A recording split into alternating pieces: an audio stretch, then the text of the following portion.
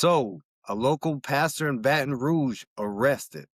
Now, I know in our day and age that pastors getting arrested is not uncommon, but the reason may surprise you. We're going to talk about that and a whole lot more on today's episode of The Walk Talk.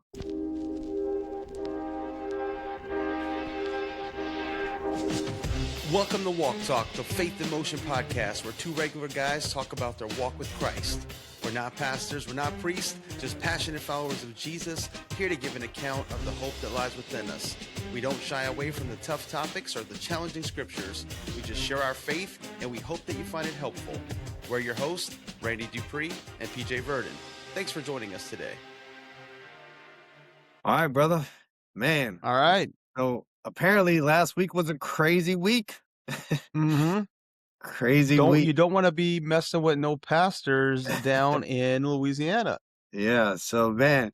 So, dude, this kind of hit my feed and was just everywhere. Everybody was talking about it. And I was like, well, what the heck is going on? The first thing I saw was a video saying a pastor had been arrested for assaulting someone. Yeah. So, And I hadn't even heard about it at all until you brought it up. And now I've heard about it several times since then. I guess it took a couple days for, it to reach the broader, airwaves, but I've heard it on a couple of different shows that I follow. Yeah, it's pretty wild, man. And, immediately what popped up in my mind whenever I saw this was, one of our earlier episodes, we addressed the idea of turning the other cheek, or what does it look like Right. for Christian masculinity in today's age. And man, Right. this kind of touches on all those things. And so from just to, I guess, preface it a little bit, is from what I was able to gather, apparently that this church in Baton Rouge it's around Baton Rouge, not directly in Baton Rouge, but like a little suburb of it. Pretty big church, like right across the highway. Well, apparently, from what I was able to gather, there's a house with some people across the street from this church that have apparently for years kind of had an issue with the church and its members. They've allegedly called the police multiple times for members of the congregation having to deal with being called racial slurs and all these things, kind of threats being made. And from what I understand is it kind of originated during COVID. So this Okay. neighbor allegedly allowed the FBI to surveil this church, I guess, for being open during COVID, because you remember that whole thing whenever they're like churches are not essential. I remember that. You could protest with thousands of people if you were protesting against the president, or protesting for Black Lives Matter. But if you were gathering in a church, then you were breaking the law. Right. Yeah. Right. And I mean, mind you, this is the time of just there was a lot of craziness going on. So apparently, the same neighbor during that period allowed the FBI to surveil them, use their yard, and this, that, the other. And so there's been tension ever since. Well, Yeah.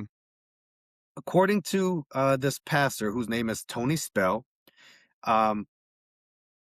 the son of this homeowner, 20-year-old son, started screaming obscenities, making threats to the like of, I will sexually assault your wife.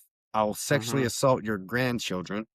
Yeah. And whenever you leave to go out of town next, I'll kill your wife and I'll kill your grandchildren. And Wow. at this point, this pastor had enough. He ran across the street. This young guy takes a couple swings at him, and I would tell you, this old I guess maybe he thought like, man, I'm 20. I'm a spring chicken. This is an old pastor. That pastor beat the brakes off this boy. Well, It was I saw the video of this, and two things jumped out at me, and I know we're gonna pull it up here in a second. The first thing was this 20-year-old kid. he pulls out his phone. So the pastor starts running towards him, and he pulls out his phone to start recording, as if like that's a shield of protection or something, which just shows you just the typical mindset of, you know, his age group, which is Yeah. they're more likely to pull out a phone and record something that's happening than actually participate. Like he thought it was going to happen to someone else or something. Yeah. The second thing I thought was, I just I can't believe that this pastor would actually go and lay hands on this 20-year-old kid without also beating the crap out of his dad, who Right. Yeah. obviously Yeah. didn't raise him right and has been a bigger part of the problem. Like, they both deserve the beat down, in my opinion. Yeah. It was wild, man. It was wild to see. And I think from the video that I saw, I want to say, you know, his little keyboard warrior mentality went out the building. Whenever that pastor started coming across the street, I'm pretty sure he started screaming, "Help!" He was like, "Oh man, this is about to get real." So Yeah. yeah, man, I'll go ahead. Let me pull that up real quick. Yeah, let's take a look at it. A controversial pastor who made national headlines during the pandemic when he refused to stop his church services was across from that church today throwing blows. The WFBI team obtained videos of that fight from the victim's father, who says his son was left beaten and bloodied. Our Chris Nakamoto has this. Chris. Good evening, Liz and Greg. Scott Sherwin says this feud goes back for years between his family and Pastor Tony Spell, but he never dreamed that he would come running at his son today, sending him to the hospital. This shocking fight doesn't have any audio because it was taken from a surveillance camera. It captures a brawl breaking out near the city of Central. Punches being thrown before both men fall to the ground. Investigators say one of the men throwing punches is well-known pastor Tony Spell of Life Tabernacle Church. Moments before those punches broke out, another video shows Spell charging at the man. The father of the alleged victim gave the WAFBI team this video with no sound. Spell was arrested shortly after the fight and charged with second-degree battery. Cameras were rolling as deputies took him into custody. These pictures, also provided to us by Scott Sherwin, the father of the young man, are the end result of that brawl, which he says required his 20-year-old son to receive 5 stitches in his chin. Sherwin told the WAFBI team there's been a long-standing feud that's gone on between Spell and his family. All right, so it looks like that's it on the fight. They're only showing part of it. They're not showing what led up to it. Typical media bias, in my opinion. Right. And then it looks like they went into the whole background of him defying. I mean, to me, it looks like a hit piece on the pastor. They didn't talk about what the family was doing or what the son was saying. They just show him charging over, beating the crap out of this kid, and then they start talking about, oh yeah, he's not the first time he's been arrested. He defied the COVID orders as well. Right. I mean, that's a narrative, unfortunately, that most people like to spin. And so I don't know where this audio is actually from, though. I'm going to go ahead and share or this video, excuse me, because for me, you do hear the audio in it. So Okay. yeah, I don't know. So the one we just watched, we had a surveillance camera video. Looks like the same one, and then there was like a few seconds of a shaky cell phone video. Yeah. Help me. See, swings at the pastor. Yeah, it looks like he swung first, actually. 100%. Yeah, he did. Pastor approaches him. The pastor approaches him, and then he swings, and then the pastor finishes it. And I will tell you, you're gonna see where that chin thing comes from, because at the end, this pastor sure enough does kick him pretty good. Well, I mean, the pastor, first of all, it looks like the pastor charged over there, but the kid swung first, kicked off his little Crocs or whatever the heck he's wearing in preparation. Then he swings. Then the pastor. Yep. Look, watch. He swings twice. Look, he's got his phone out. Yeah. Look, swings 1, 2, 3, and then the pastor said, "Okay, I'm gonna take this phone. I'm gonna put the work to you." And you hear the mom screaming, "They're fighting! Stop!" Yeah. And then the pastor, good on him, man. He gets full guard on this kid so he could Yeah, just beat the daylights out of him. Look at him, just got full guard, totally straddling his body. This kid is helpless. He can't do anything at this point. this dude turns over, Pastor throws He his gives up his phone. back. Yeah, Yeah, he obviously has no kind of training at all but because not only does he take some pretty crappy shots at the pastor, but then he gives up full guard and then he gives up his back. yeah, and then at one point, man, if it would stop skipping, the pastor is has him from like this, punching him in his face, and he's just kicking his legs like a brat throwing a tantrum. Yeah, he's Look, flopping around like a yeah, fish. yeah.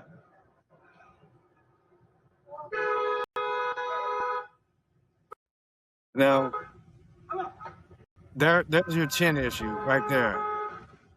Yeah. So yeah, crazy stuff. Yeah, and let me just say, like, in general, I'm not pro violence at all. No, However, when you see like an instant karma situation where someone obviously is just asking for it and then they get it, I mean, yeah, I can't ever feel bad for that person getting it. I mean, look, we all got spankings as a kid. Well, most of us got spankings as a kid.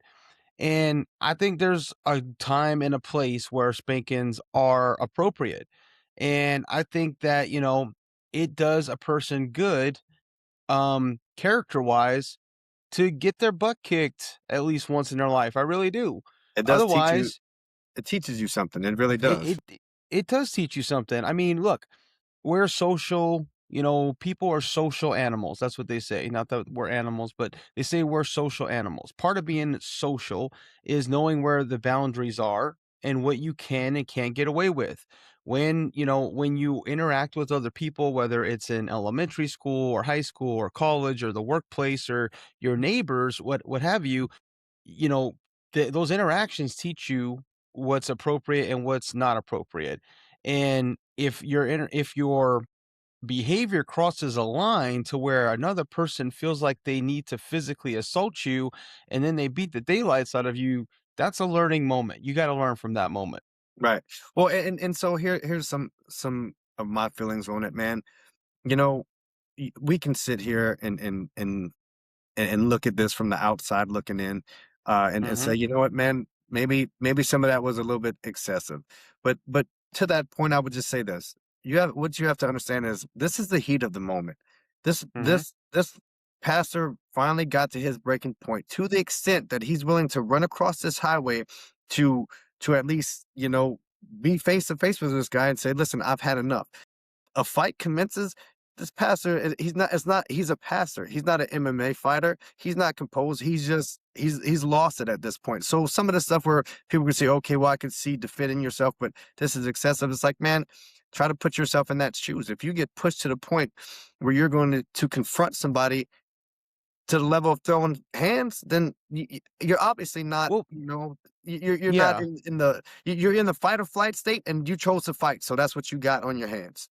You know what I mean? Exactly. And if you're out there, running your mouth with for no reason, this guy's out here just running his mouth, yelling racial slurs and obscenities and threats, more importantly than anything else, threats that he's out there yelling. You are asking for, you are putting yourself in that position where you are asking for a physical altercation. You can't just go around threatening people.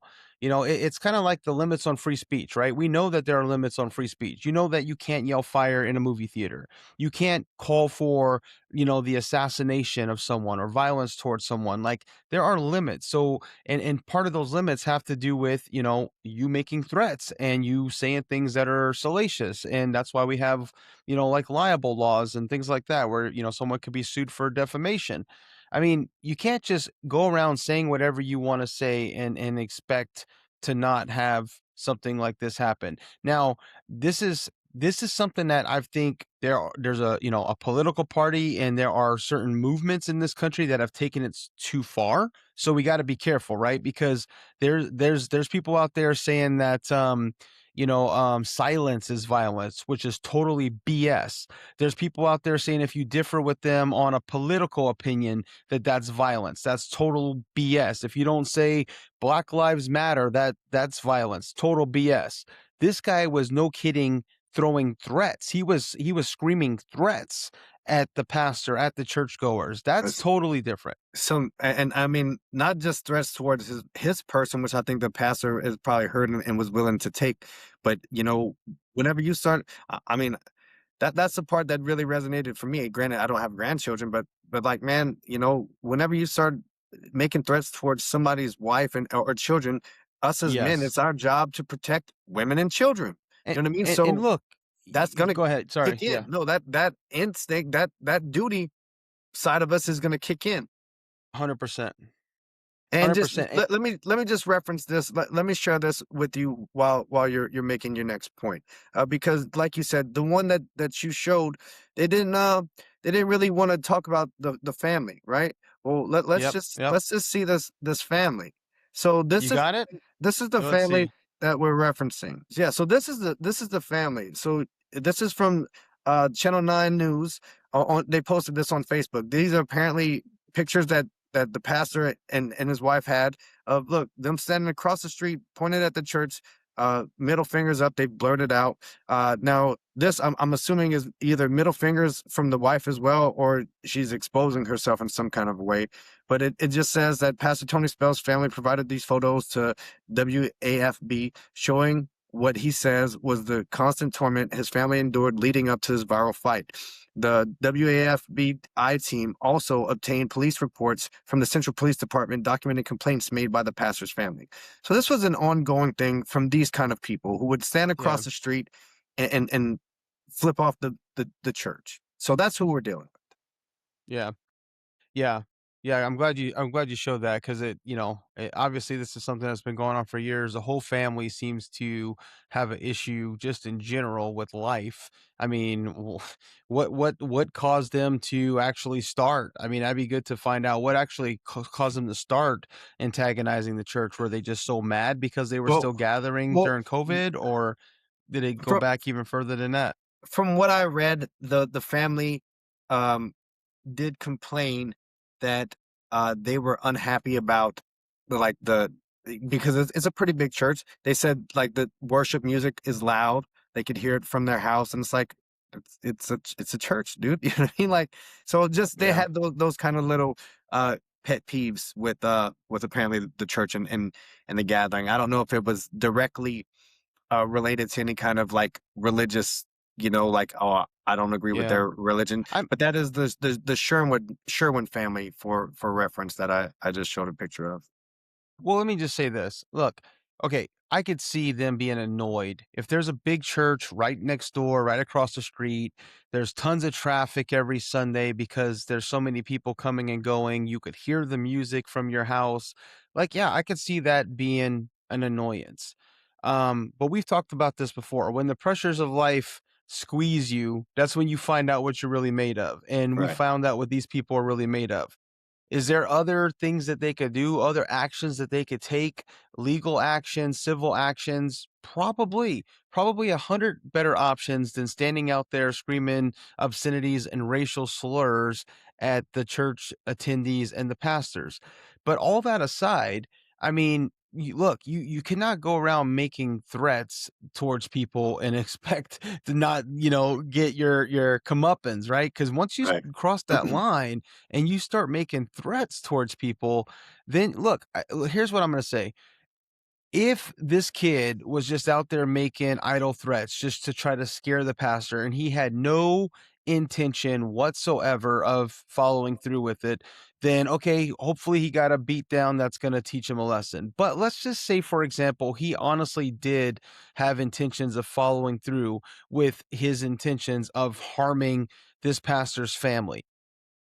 Well, he very well could have been he very well could have been killed himself in the act, assuming that this pastor and his family has, some way of defending themselves. So what's better for him to, get a beat down, or for him to potentially, being killed in an attempt to do the violence that he was, Oh yeah, threatening to do? or the other side of that, which is actually being able to carry out, the brutality of Right. women and children because of 100%. who. And here's the thing, man, you got to think, there, especially with things of a sexual nature, crimes of a sexual nature, right? So, I mean, there's a reason why if you commit sexual assault, or you're a sex offender, you have to register. Like, people want to know, like, hey, I have a sex offender in my neighborhood. Right. Why? To protect Right. themselves against that kind of mind frame that would lead somebody to do something like that. So if you have somebody openly verbalizing, hey, I'm going to do X, Y, and Z, these heinous acts, so not only towards your wife, but towards innocent children also, you can't just say, man, he's probably just saying that. No, it's your job as a father, as a husband, to handle those things. And so, this Pastor Tony Spell, he did address that in a conference that he had, I believe, in front of his church, after he was arrested. So I want to say he got arrested on a Tuesday. He bonded out on Wednesday, and he preached Wednesday night. And it's one of those things. Some people I've said that they felt like it was distasteful, and I get him kind of trying to make light of the situation, but I do know that he was quoted as saying, I followed the Bible because it says to lay hands on the sick. And he's like, so I laid hands he's like, I don't know what his recovery is gonna look like, but I laid hands. So Hey man, yeah, I heard it. I heard something similar. I heard him saying that he fulfilled prophecy because the Bible says to lay hands on the sick for their healing or something like that, and that's what he did. And yeah, I mean, look, to me, you could think it's distasteful, you could think it's funny. I mean, at the end of the day, it's like, the dude did what most of us would do. And honestly, I'm kind of surprised to hear that a pastor would actually do, because from my experience, nothing against the pastors that, I know and love, but I think most pastors would probably be too worried about maybe losing their job, or maybe making the news in a bad way, or quote unquote representing Christ in a negative way, or anything like that, that they would not take that kind of action. And I'm not going to judge whether what Tony did was right or wrong, or what, the other pastors might choose to do is right or wrong. But I think that he did what most of us as men with families would do, and that's, step up and defend his family, because at the end of the day, regardless of what could have happened, whether this guy followed through with his threats and was successful, or tried to follow through with his threats and was taken out, regardless of what could have possibly happened, you know you could probably assume he is not going to do anything now, not with the eyes of the right. police and the media and the world on him. He's definitely, I would be really shocked if he tried to do anything now. Well, also knowing that this pastor's not going to let it slide, and I think that the only reason why the feelings that are out there is because this guy's a pastor. Because there's this mentality that, you, if you're saved, you're soft. You know what I mean? You're gonna turn the other cheek. I can basically do whatever I want to you because according to your beliefs, you're just gonna let me. And I hey, look, I know people who subscribe to that same kind of mentality. I personally don't. You know what I mean? I'm more in the camp of a meme that I saw, like I told you, that says, "Pray with me, but don't play with me." You know what I mean? It's Yeah. it is what it is, man. Like, and I think that, you know, kind of setting that precedent and getting us back to being both strong men of God and just masculine men like we're supposed to, instead of this like they've been trying to systematically make men less manly. If you're masculine, it's toxic, and all the things we've heard all the same crap. Well, yeah, and that's one of the reasons why people like Jordan Peterson has become so popular, because they're not hearing it in the church. They're not hearing it from pastors. They're not hearing it from believers for the most part.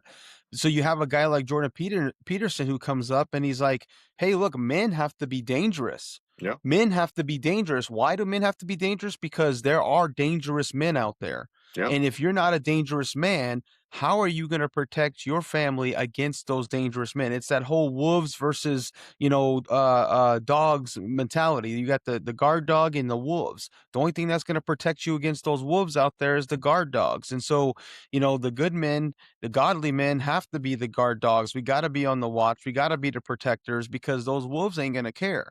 They're coming in looking for the sheep.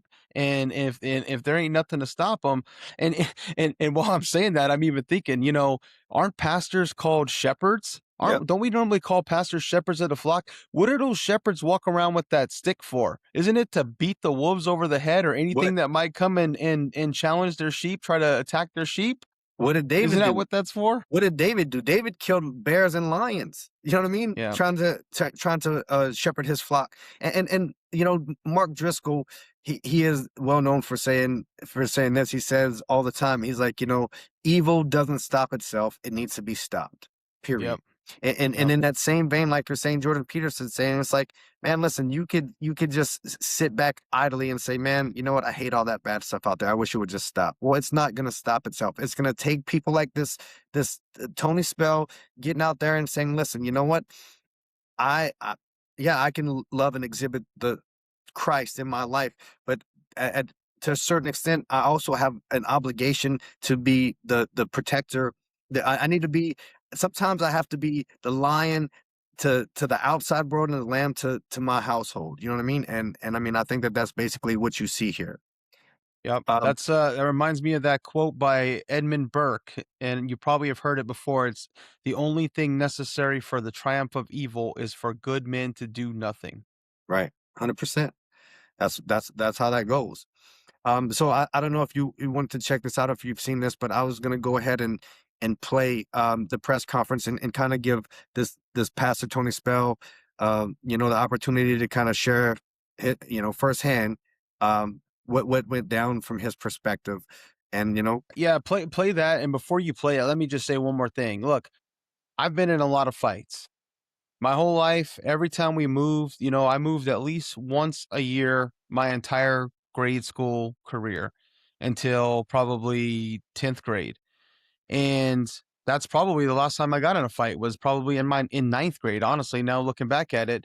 And I could tell you that more often than not, probably 90+% of the time, after getting in a fight with someone, physical fight where we beat the snot out of each other, we became friends. And that is probably more the norm than the exception. yeah, So why am I saying that? Why am I bringing this up? Do I think this pastor and this kid are going to become friends? No, I don't. But what usually happens is there tends to be this respect that's mutual built, respect. Yep. a mutual respect. You got boundaries that are set, and you are able to become friends. In my instance, in a lot of those cases, I did become friends with guys that were bullying me, picking on me, that I ended up fighting with. I earned their respect by beating the snot out of them or by taking a punch, either way. And then, we were able to become friends. Hopefully, if nothing else out of this situation, there's that mutual respect that's built and this de-escalates going forward. But the real reason I'm bringing this up is for all the people out there who are going to just totally bash this pastor and say there's never any cause for physical violence, to say that, look, violence like this, where both guys walk away and are living and breathing, no guns were fired, things like that, it's just fists that were thrown, is actually not the worst thing in the world. So Right. there actually could be some positive that comes out of it. And another thing to consider is, man, who knows if by this pastor's actions, by actually beating this young dude up, you know, he's stopped any, not only just for his family, but I mean, it's like, if this behavior is left unchecked, who knows where this kid's going, if he already has that kind of mentality that would think to even think to say to somebody. Like, I could never imagine myself threatening to harm an innocent child over not liking, even if it's just a problem with this pastor, like to have that mentality of and the way he was speaking about harming them before murder or unaliving them or whatever they make you say these days. But yeah, man, like it's just wild. Like, who knows who else's family members may have been saved by, him saying, man, I can't just run around saying what I want and making threats. Like maybe this is check behavior, man. That's how I take it. And people need to have their behavior checked from time to time, unfortunately. 100%. All right, so let's get into this. Let's see what he had to say Central for Pastor himself. Tony Spell today defending his actions one day after his arrest on battery charges after an alleged attack of a 20-year-old neighbor. News 2's Leah Williams got the pastor's version of what led to Tuesday's blows. This new video shows the man who deputies identify as Pastor Tony Spell yelling what sounds like "I'll break your neck" while charging across the street at a 20-year-old neighbor who he'd been feuding with for years. Spell claims he was repairing a church bus when he heard the 20-year-old yelling and threatening his family from across the street. He said, "Tony, I'm going to rape your wife. I'm going to rape all of your grandchildren." And he said, "The next time you go out of town, I'm going to kill them. And what the F are you going to do about it?" One day after his arrest on second-degree battery charges, Pastor Spell went on to claim that church members were also called racial slurs by the neighbors in the past. "I have a duty and an obligation to protect them." The fight described by the pastor as the product of years of tension between the church and the family across the street identified as the Sherwin family. A Sherwin family member told me off camera his family would never threaten Pastor Spell or any members of the church. He went on to call Spell a, quote, bully who gets mad when he does not get his way. Christy Sloan also lives nearby. I was honestly appalled. So yeah, so they didn't show as much of his interview as I remembered. I must have watched a different video, but still, again, you kind of see how the narrative that the news media starts to take. You know, it's all about they're sitting here showing the pastor, but talking about the perspective of the Sherwin family, who was quote unquote victimized by this pastor who's a bully. Because you know, it's just wild. I mean, but it's not out of the norm. You know what I mean? It's Well, I mean, I think that's the same clip that I had saw when I first, heard about this, this whole situation. And, on the one hand, I'm like, okay, I get it. Like they have audio and video of the pastor and what he did. There's no evidence. There's no audio of what the kid was saying.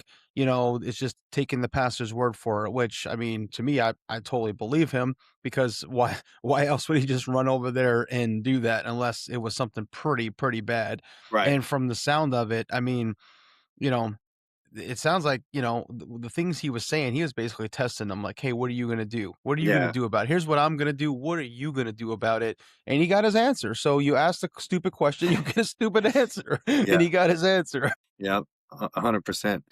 Yeah, I mean, and from what I heard was, according to other claims from the other side is the police had been notified. There were complaints made, and they felt like there was a lack of the way it was handled, and that was in the full press conference between Pastor Tony Spell and his lawyer, which I'm sure if y'all are interested, y'all can go look up and get the whole story, look into it for yourself and formulate your own opinions. We're just kind of, scratching the surface of this whole situation. I know that apparently they're going to court and trying to figure out, what's what, see what all the evidence is and see what they can compile. But it's just one of those things, man. It's like, according to the pastor's side, it's like, listen, I've tried to go about this the right way. I've reached out to the police. I've made complaints. People in my congregation have also made complaints like, hey, these people are harassing us, screaming obscenities and profanities and racial slurs at us, and nothing was done. So it's like, okay, I've tried to go the right way, the quote unquote right way about it. Now this dude is threatening heinous things towards my wife and my children and asking me what I'm going to do about it. Well, okay, I guess, you know what? I'll show him. I will take matters into my own hands, being nobody else is apparently interested in helping me out. And this is how that happens. I mean, what else would you expect to have happen? What would, like you said earlier, like, I mean, put yourself in this man's shoes. Like, what would you do? You know what I mean? What would you do? Exactly. I know Exactly. 100% what I would do. You know what I mean? I'd be on the news. That's just that's what it is, man. One way or another, be on the news. Yep. Oh, Me 100%. too. So, yeah, it's just it's just one of those things. It's crazy because in one aspect we see pastors getting put out there and ending up in news headlines of all kinds of unfortunate stuff, uh, affairs and, accusations of interactions with children that are inappropriate in some denominations and all those things. And it's like, man, here you are trying to, paint this pastor in this negative light, right? Just because he's a pastor for something that the majority of us would handle the same way. But because he wants to hold himself, I guess, to a higher standard, people are like, oh, well, we got to hold him to a higher standard in this way. And it's like, man, you know, guess what? Pastor or not, still a human. Pastor not, still a husband. Pastor not, still a father, grandfather. You know what I mean? Any other labels that you want to throw on him? Hey, at the end of the day, he is a man, and he has a duty and an obligation. And that was one of man. I'm not gonna lie. The thing that stuck out with me most in watching um his interview whenever he was addressing the media in front of his church is he said, you know what, he said, however many years ago it was, he said, whenever my wife and I was getting married, I her father walked up to me and said, listen, Tony, my daughter's whole life I've been her protector and her provider, and I've done those things, Mhm. and now I'm entrusting those things over to you. This is now your job. And he's like, that's a job that I take seriously, as I feel like we should as husbands. You know what I mean? And guess what? He he did that. He did that, you know? So 100%. Yep. He did his duty, man. And that's all you could ask of him. And yeah.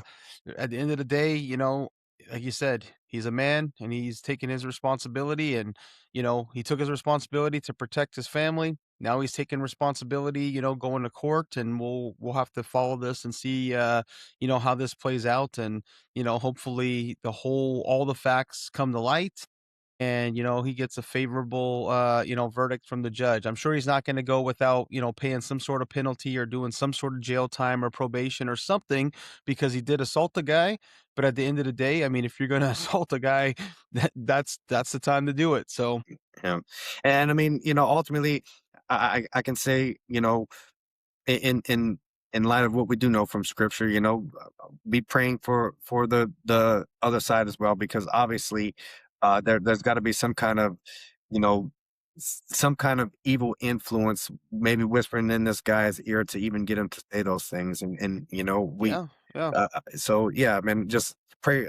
I'll be praying for both sides, and I would encourage everybody to do the same, because at the end of the day, we are supposed to, love our enemies and pray for those that persecute us, and the whole nine. So Yeah. even And if you and got to there's put no the hands on them, even if you got to Hey, put and the that's hands on just 'em. yeah, I was just gonna say, you could be praying for your enemies while at the same time, giving them a busted chin every once in a while.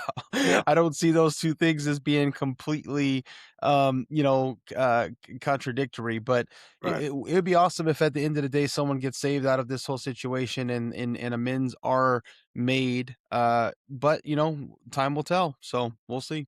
Yes, sir. All right, man. Well, hey, I think that does it for this episode. So just want to remind everybody, thank you guys so much for following the show. Before you go, let us know what you think in the comments down below. God God bless. bless.